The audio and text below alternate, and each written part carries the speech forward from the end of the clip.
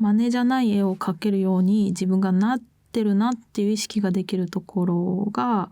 変わった部分じゃないのかなと思ってます。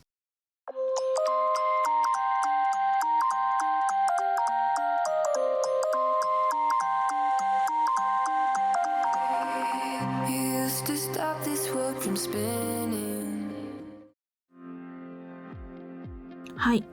イラストレーターとして活動しています宗野と申します。普段は創作を中心に、イラストを描いていまして、創作が一番大好きなイラストレーターですはい。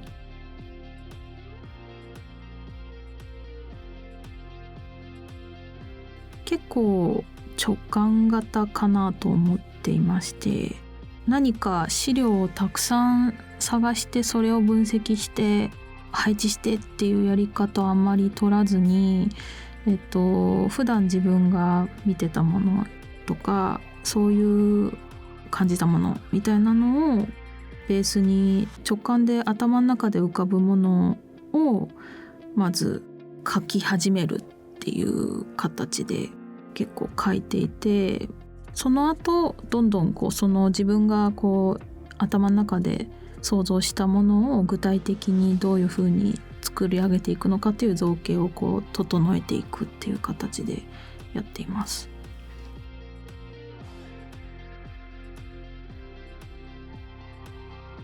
そうですね、そういうことの方が多いと思います。結構世界観を作ったりストーリーを考えたりするのも大好きなので、自分が考えたストーリーだったり世界観みたいなのを一枚の絵にどうやって落とし込んでいくのかっていうのを考えながら描く時もあります。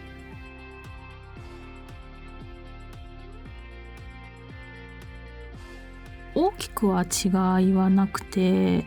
結構直感で感じたものを描くっていう風にはしているんですけど、仕事の絵を描くってなるとやっぱりさっき言ってたリサーチっていうところをちょっとちゃんとしていないと依頼された絵とちょっと違う方向に行ってしまうことがあったりするんで、調べるっていう作業を先にやるっていうのは仕事の中ではあるかなと思います。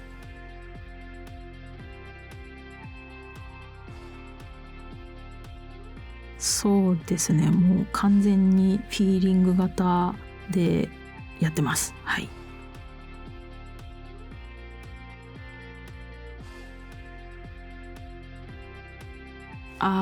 そうですね、自分で感覚的に直感でこうしようって思ったものを書いてる途中で、ここはもっとこうしてみようとか、例えばこのキャラクターはどういう風な人生を歩んでてみたいなのが勝手に妄想を自分はし始めちゃうので、そこから絵の中のストーリーを作り上げていくっていう感じで、このキャラクターはこういう風に配置した方が魅力的に見えるだろうとか、背景はこういう風に構図を作っていこうとか、カラーリングはもっとこういう風に見えるようにした方がこのキャラクターが引き立つみたいなのを後で理屈を考えていく形になるかなと思ってます。あまり最初から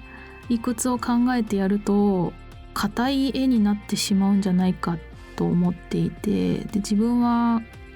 硬い絵より流動性のある自由な絵っていうのが好きなので、最初は直感で自分がなんかこんな感じでやりたいっていうのをそのままキャンバスに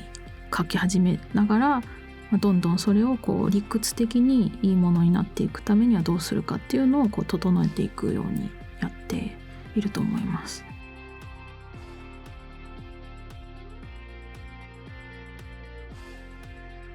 それぞれ感じ方は違うと思うので、一丸とこれがこうとは言い切れない部分はあるんですけど、私個人的に思うことで言うと、デッサンのように、造形自体があまりにも現実味がありすぎるっていうものは結構硬い絵に見えがちかなと思っていて、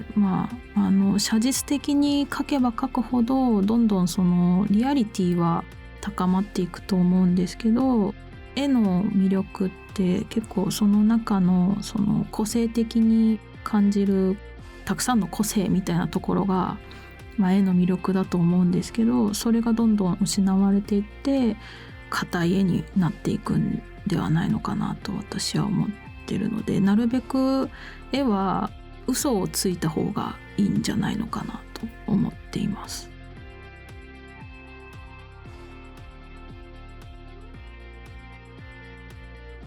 人それぞれ違うとは思うんですが、まず自分が写実的に絵を描いていく中で、どんどん写実的に描くものに慣れてってつまんなくなるタイミングがあると思うんですよね。デッサンとかやったことがある方だとわかると思うんですけど、もうどう描けば写実的になるのかっていうのが描かなくても分かっていくタイミングになると絵を描くのがつまんなくなっていくので、そのつまんないなって思うタイミングが来たら結構それを崩していくっていう自分になれるタイミングだと思うので、まだそこまで描くの難しいけどつまんないってほど分かってるわけじゃないなっていう方は、そこの段階来るまでずっと写実的なものを描いてみるといいのかなと。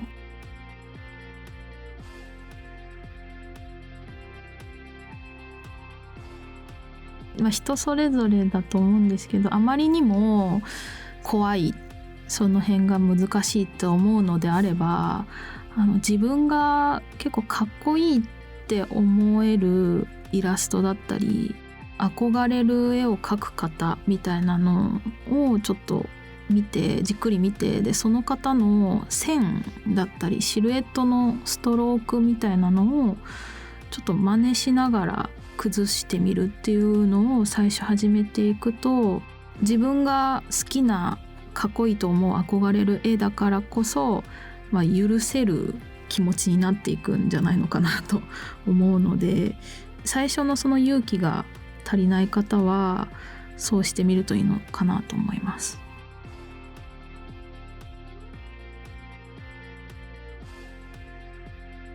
絵は最初の3秒が勝負どころってよく言われてるかもしれないんですけど、その最初の3秒で見る方の気持ちをつかむためにどうすればいいのかっていうのを結構気にして意識して描いてたりはします。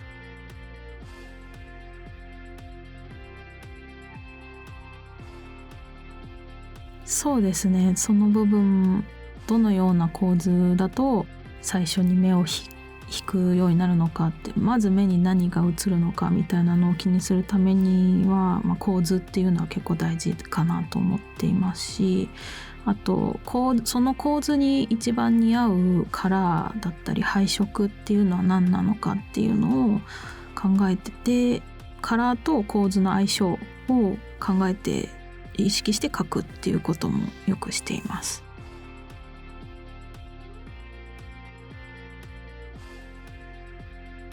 一番伝えたいことが何なのかっていう軸をもとに、その伝えたいこととカラーの関係性みたいなのをすごく考えて、どういう印象を与えたいのかっていうのがすごく大事なので、目を引くためのカラーだけではなく、その自分が伝えたいものが何なのかっていうのをちゃんと軸に置いた上でのカラー配色だったり構図っていうのを考えていくと、おのずと印象に残る、最初の目に留まった時の印象に残る絵っていう風になっていくんじゃないのかなと思っています。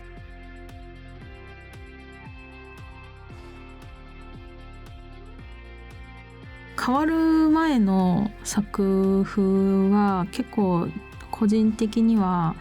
誰かの真似で描く絵とか、その当時流行ってる絵柄みたいなのを意識して描いてた絵が多かったんじゃないのかなと思っていて、で最近自分が変わったなって思った点で言うと、今何が流行りでとか、その誰かの絵が好きだからその絵を憧れて描くっていうところがこうどんどん抜けていってるんじゃないのかなっていうのを感じていて、自分なりの絵の描き方っていうのがどんどん馴染んできてるんじゃないのかなと思ってます。でその辺が結構真似じゃない絵を描けるように自分がなってるなっていう意識ができるところが、変わった部分じゃないのかなと思ってます。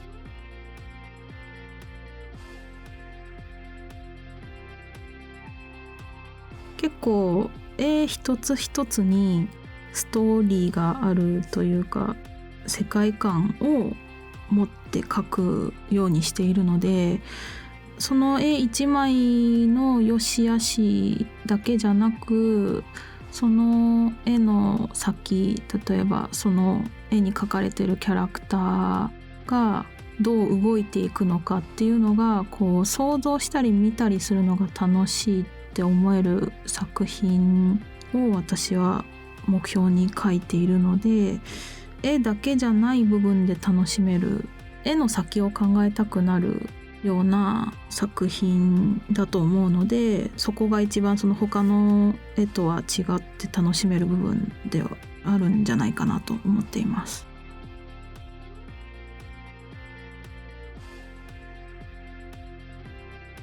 どういう絵を描くにしてもその絵を描く意図っていうのが必ずあるので、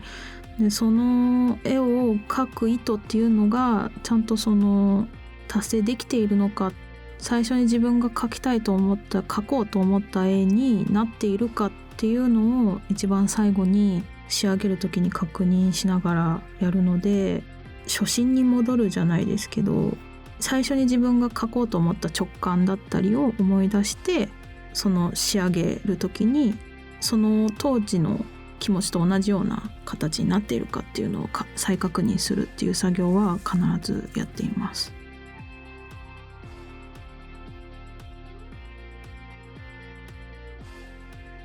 結構抽象的になっちゃうかもしれないんですけど、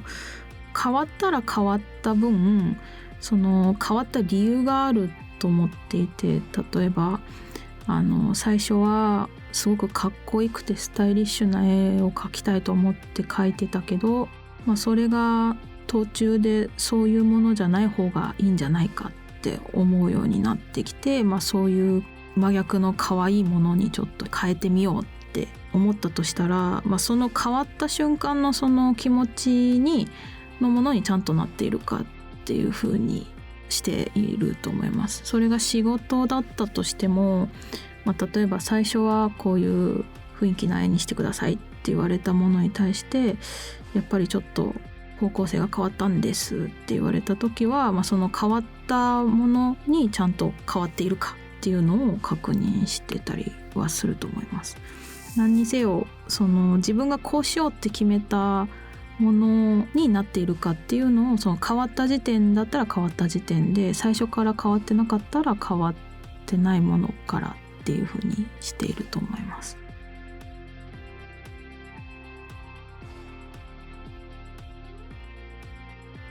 自分が好きなことをやっているからこそモチベーションがもしその落ちた時ってなかなか回復が難しいと思うんですけど、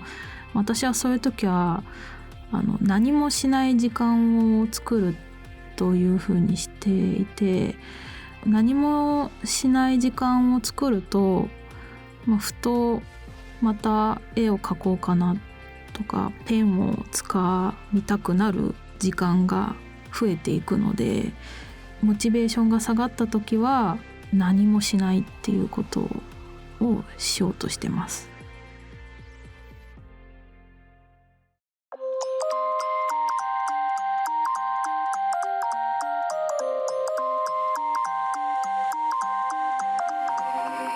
You used to stop this world from spinning.